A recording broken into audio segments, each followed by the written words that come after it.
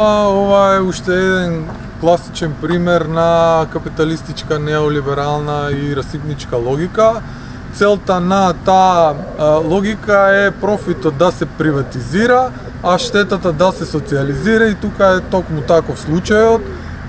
Станува збор за нова фабрика, центар за рециклирање на гуми, од кој што профит ќе имаат само приватните инвеститори, а од увидот од документите гледаме и дека бивш висок функционер локален на ВМРО ДПМН ќе има личен профит, затоа што на негово земјиште треба да се отвара овој центар за рециклажа и он треба да добива по 700 евра месечно од закуп на неговото земјиште. Кој аргумент за јавна корист се користи само тоа дека ќе се отворат 30 на работни места, што е килов аргумент, затоа што 30 на работни места со оглед на потенцијалот за загадување на животната средина и загрозувањето на јавното здравје што го има овој проект, не соодветствува. Штетата може да биде голема, а 30 работни места се мала бројка само за кавадарци, а не пак за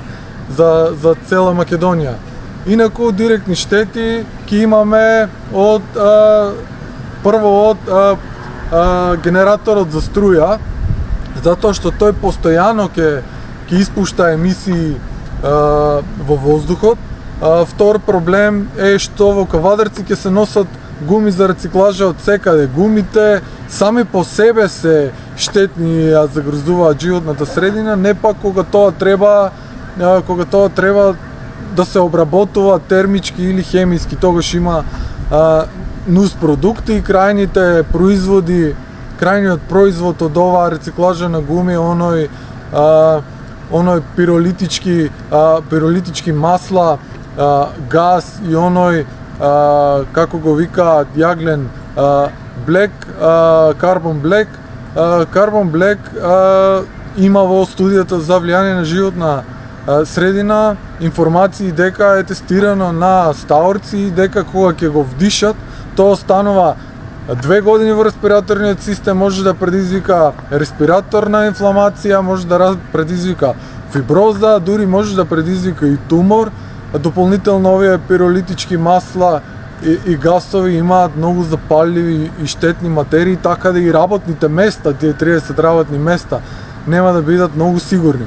Инаку инвеститорот за сигурноста на овој проект кажува дека тоа е затворен систем, но во светот има веќе и проблеми и хавари и токму со ваков затворен систем на преработка на гуми. Еве, има неколку случаи од светот. Еден таков случај е во Вајоминг, во САД. Таму локалното население во 2008 се пожалило на тегоби при дишење и кога се извршила инспекција на токму ист ваков затворен систем на рециклажа на гуми, се утврдило дека дека центарот за рециклажа емитува повеќе од дозволените емисии. Друг таков пример е пак во САД, фирма GBI Incorporated, тој е на Ниагара Фолс, и таму е утврдено дека има емисии на тешки метали повеќе од дозволените стандарди. Има пример во Дилинген во Германија, на ист таков центар имаат протечено, испуштено химикали и ги имаат загадено изворите на вода и луѓе поради тоа имале здравствени проблеми. Друг проблем сличен е во Малмо, Шведска. Значи, тоа е една нова фабрика со скроз нова технологија и нови филтри од 2016, но на крај се утврдило по инспекциите дека и тие нови филтри не се доволни, дека загадуваат животната средина и дека луѓето имале штетни последици по здравјето. И сега, кога имаме ние случаи од Соединените Американски држави, од Германија, има случај во Јужна Кореја, во Шведска, кај што има таков систем на заштита на животна средина, и кога таму се случува ова, кај нас кај што имаме нефункционален систем и нефункционални инспекции, можеме да замислиме кај ќе оди ова.